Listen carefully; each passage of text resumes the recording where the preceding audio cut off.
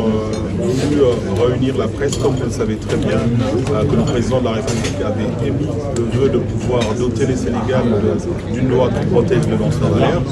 Et durant le Conseil de ministres, il a demandé au ministre de la Justice de pouvoir proposer un draft d'ici le 15 mai.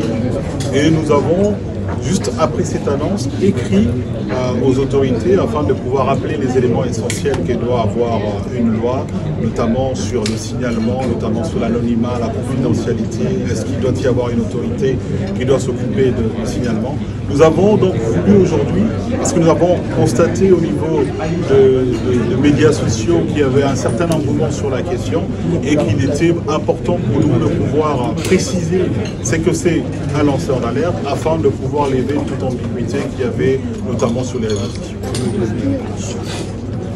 Alors, qui est un lanceur d'alerte? Un lanceur d'alerte, c'est toute personne travaillant dans une organisation qui est témoin des activités illicites et illégales, qu'il décide de pouvoir dénoncer dans le but de pouvoir provoquer un changement et de pouvoir mettre fin aux activités illicites dans son entreprise.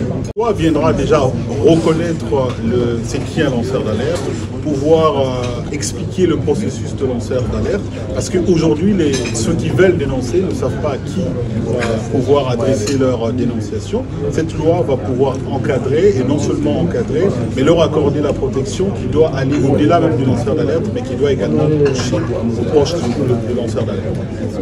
Cette loi doit comprendre plusieurs critères qui ne sont peut-être pas exhaustifs, mais pour lesquels nous avons pu relever ce qui était important, notamment en ce qui concerne une définition claire du statut de lanceur d'alerte, quel est le champ d'action du lancement d'alerte, quels sont les canaux des signalements qui vont être mis en place, est-ce qu'il y aura une autorité qui sera chargée de suivre les enquêtes, quelle est la protection qu'on accorde réellement, quelles sont les immunités qu'on accorde réellement aux lanceurs d'alerte, quelle est l'aide qu'on apporte réellement aux lanceurs d'alerte, qui peut être financière, qui peut être psychologique, et comment est-ce que cela va se faire très exactement. Ce sont les éléments que nous avons pu relever dans la lettre que nous avons adressée et que nous avons pu encore rappeler aujourd'hui dans cette conférence.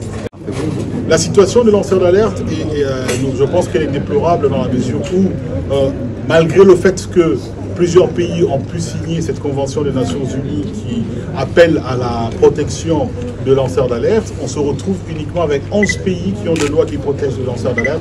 Et là encore, il y a des problèmes d'application de ces lois. Et parmi ces pays, il n'y a pas des pays francophones qui ont des lois qui protègent les lanceurs d'alerte. Ce qui fait que beaucoup de lanceurs d'alerte sont aujourd'hui exposés et sont contraints à l'exil. Et deux fois, ils sont tués à cause de leur révélation en Afrique. Aujourd'hui au Sénégal, ce que nous avons pu faire depuis plusieurs années, c'est de pouvoir sensibiliser. Nous avons pu travailler avec beaucoup de journalistes pour les amener à comprendre ce qui était un lanceur d'alerte. Et nous avons d'ailleurs dans le cadre du lanceur d'alerte malien qui est intervenu dans notre conférence aujourd'hui, nous avons pu travailler avec des journalistes sénégalais qui ont travaillé en consortium et qui ont publié des articles sur les bois de rose, le trafic de bois de rose entre la frontière malienne et sénégalaise. Et je pense que cela a été un de travail important que nous avons pu réaliser ici. Bien évidemment, une différence entre un journaliste et un lanceur d'alerte ou un activiste et un lanceur. Un activiste, c'est quelqu'un qui porte une cause. Et lorsque nous avons pu définir le lanceur d'alerte, nous avons pu dire que c'est quelqu'un qui travaille dans une entreprise. Un activiste, c'est quelqu'un qui porte une cause, ça peut être l'environnement, ça peut être le droit des femmes, mais pas nécessairement qui travaille et qui va être témoin de faits. Alors qu'un lanceur d'alerte, c'est quelqu'un qui a une relation contractuelle avec une organisation et qui finit par révéler les informations lorsqu'elle pense que ces informations sont illicites ou illégales. Si cette loi est votée au Sénégal, en tout cas aujourd'hui, cela fera du Sénégal le premier pays francophone à se doter d'une loi de protection de lanceurs d'alerte. Je sais qu'il y a des initiatives qui sont en cours actuellement en Côte d'Ivoire, au Burkina, mais il n'y a pas encore un pays francophone qui a une loi qui protège les lanceurs d'alerte. Donc le Sénégal peut être un exemple dans le monde francophone et cela pourrait servir d'exemple pour d'autres pays. C'est que déjà nous avons commencé par encourager l'initiative. Nos attentes, il faudrait que la loi qui va être promulguée puisse tenir compte de standards internationaux tels que nous l'avons évoqué tout au long de cette conférence, de façon à ce que les lanceurs d'alerte soient réellement protégés. Et il ne suffira pas simplement de pouvoir voter une loi, mais il faudrait s'assurer de son application.